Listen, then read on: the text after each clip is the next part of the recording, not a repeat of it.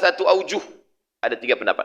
Kalau berbeda ulama mazhab, namanya salah satu aqwal. Kata Hanafi begini, kata Hambali begini, kata Syafi'i begini. Namanya salah satu aqwal. Ada qaul. Tapi kalau dalam mazhab itu tidak disebut qaul, tapi aujuh. Ada 3 wajah. Wajah yang pertama. 3 wajah itu maksudnya 3 pendapat dalam mazhab Syafi'i. Qala fil disebutkan dalam kitab Al-Um Imam Syafi'i. Yajibu an kulli yaumin muddun minat ta'am. Wajib 1 hari membayar 1 mud wa huwa sahih. Inilah pendapat yang saya pakai. Maka saya kalau ditanya, Ustaz, ibu hamil dan menyusukan anak bagaimana kalau tak puasa? Diqadha kalau hanya tak puasa karena dirinya maka qadha saja. Tapi kalau kena anaknya maka kena qadha dan fidyah. Apa dasar Ustaz Abdul Somad itu? Memberat-beratkan. Saya mengambil dari mazhab Syafi'i. Tapi saya tak menyalahkan mazhab yang lain. Kita tak perlu pakai mazhab ini. Langsung ke Quran dan Sunnah. Berartinya imam mazhab kelima. Lambo masih membaca kitab mazhab sampai kini. Wa 'alal ladzina yutiqunahu fidyatun. Qala Ibnu Abbas. Kata Ibnu Abbas, nusikhat hadhil ayah. Ayat ini dimansuh. Wa baqiyat lisyaikhil kabir wal ajuz. Maka orang tua renta, wal hamil wal murdi, orang hamil dan menyusukan, idza khafata, kalau dia khawatir anaknya, aftarata wa at'amata kulla yaumin miskinan, maka dia berbuka dan memberi makan orang miskin. Wasani, pendapat yang kedua, innal kafarata mustahabbatun, wajib mengqadha dan membayar fidyahnya mustahab, dianjurkan. Ghairu wajibah, tak wajib. Ghairu wajibatin, tak wajib. Wa huwa qaulul Muzani. Itu pendapat Imam Al-Muzani. Imam Syafi'i punya beberapa murid. Yang pertama, Imam Al-Muzani. Yang kedua, Imam Rabi' Al-Muradi. Imam Rabi' itulah yang menulis kitab Ar-Risalah, Imam Al-Muzani. Li'annahu iftarun bi'udhrin. Karena dia membatalkan puasanya karena ada uzur. Falam tajib fil kafarah. Maka dia tak wajib membayar fidyah. Ka iftaril marid. Sama seperti berbukanya orang yang sakit. Wasalis, pendapat yang ketiga. Yajibu 'alal murdi' dunal hamil. Yang menyusukan saja yang wajib mengqadha dan bayar fidyah. Adapun yang hamil tidak wajib. Li'annal hamil, karena orang yang hamil aftarat lima'nan fiha fahiya kal marid. Karena yang hamil itu membatalkan karena anak yang ada dalam dirinya. Wal murdi aftarat limun fasil. Sedangkan orang yang menyusukan anak, dia membatalkan puasanya limun fasil anha. Karena ada unsur yang terpisah darinya. Anaknya udah keluar. Sedangkan hamil, anaknya masih di dalam. Sedangkan yang menyusukan munfasil. Anak itu udah keluar dari dirinya. Fawajaba alaihal kaffarah. Maka dia wajib membayar fidyah. Wallahu a'lam. Sehebat Imam Nawawi pun, ujung-ujungnya, wallahu a'lam. Dan kalau kita tengok ulama itu menjawab dulu baru wallahu a'lam. Bukan wallahu a'lam dulu. Buya, apa pertanyaan kok? Tradisi ulama dulu wallahu a'lam. Memang iya wallahu a'lam, tapi dijawabnya dulu baru wallahu a'lam. Terakhir. Wa kanal ulama, para ulama dulu yubazziluna juhudahum, mengerahkan segenap kemampuan mereka lil ibadah, untuk beribadah, liyakhudhul fursah, untuk mengambil kesempatan, wal barakata barakah fil awqatil muayyanah, dalam waktu-waktu tertentu. Waruya an Mujahid, diriwayatkan dari Mujahid. Mujahid ini murid Ibnu Abbas. Ibnu Abbas punya beberapa murid namanya Mujahid, Ikrimah, Ad-Dhahhak. Ini yang banyak meriwayatkan dalam tafsir Ibnu Jarir At-Tabari. Dari Mujahid, annahu kana yahtimul Qur'ana fi Ramadan fi kulli lailatin. Imam Mujahid, murid Ibnu Abbas, menghatamkan Quran setiap Ramadan, 1 malam sekali khatam.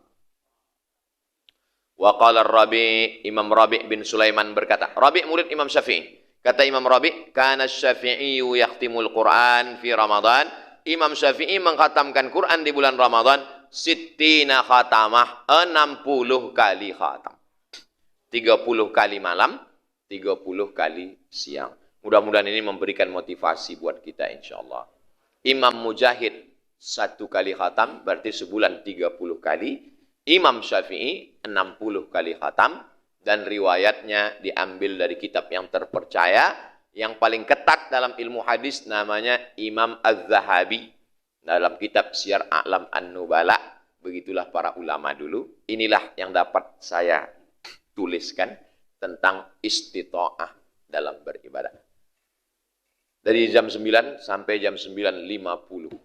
50 menit. Saya kembalikan ke Al-Mukarram. Assalamualaikum warahmatullahi wabarakatuh. Demikian tadi pemaparan materi yang disampaikan oleh tuan guru kita. Untuk lebih afdalnya kita buka sesi tanya jawab yang berkaitan dengan istita'ah ini. Untuk sesi pertama 3 orang. Pertama Muslim Ali, yang kedua Ustaz, yang ketiga Ustaz Mawar Jalan. Silakan Ustaz Muslim langsung singkat padat. Waalaikumsalam warahmatullahi wabarakatuh.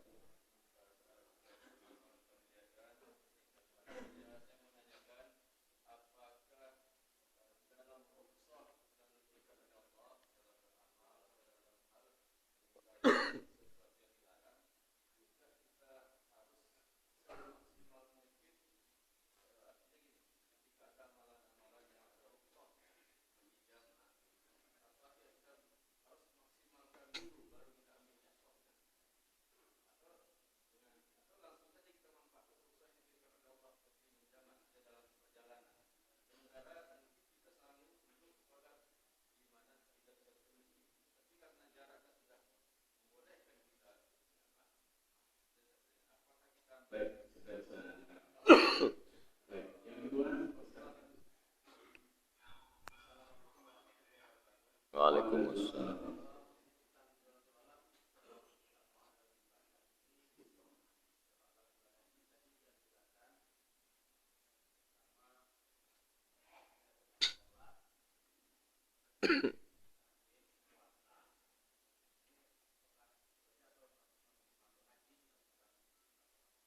baik. Sudah bisa ditangkap. Yang ketiga, oh ya, Ustaz Mawar. Wah, terima kasih. Ini tadi dalam diantara hadis tadi kalau uzur tidak bisa berdiri, tetap pahalanya seperti biasa. Terus satu hadis mengatakan bahwa ada sholat kalau duduk separuh daripada pahala berdiri. Kenapa saya sudah jawab hadis mana saja. Assalamualaikum warahmatullahi wabarakatuh. Waalaikumsalam warahmatullahi wabarakatuh.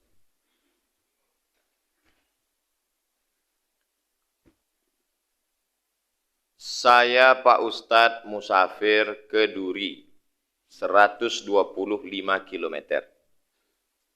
Apakah saya qashar atau saya tunggu kalau amat sangat kesulitan? Setelah berusaha tidak mampu baru qashar. Berarti dia tidak paham illat sebabnya. Kenapa qashar? Sebab qasharnya itu bukan sulit.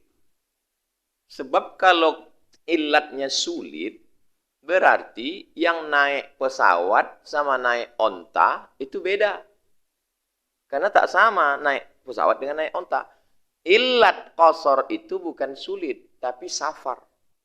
Asal sudah mencapai safar itu, ada yang mengatakan 82 kilo, ada yang mengatakan 85 kilo. Saya memakai Al-Fiqhul Islami wa Adillatuh Syekh Wahbah Zuhaili 88, sekian. Kalau susah mengingatnya 90, 89. 89 ini kadang payah. Kalau dari pengajian ingat jadi 98. Ingat aja Wali Songo, siji loro telu papat lima enam pitu wolu songo, 90. Asal udah mencapai itu qashar lah. Saya tak mau qashar Pak Ustadz. Kenapa tak mau qashar? Karena dulu mereka kan naik onta, jalan kaki. Kita sekarang kan naik pesawat. Maka Beramal ini bukan ikut perasaan. Nah, kalau beramal ini ikut perasaan, orang yang biasa berwudu disuruh tayamum dia tak mau. Saya kalau tayamum ini rasa tak sembahyang Pak Ustaz. Makanya beramal ini adalah dengan ilmu.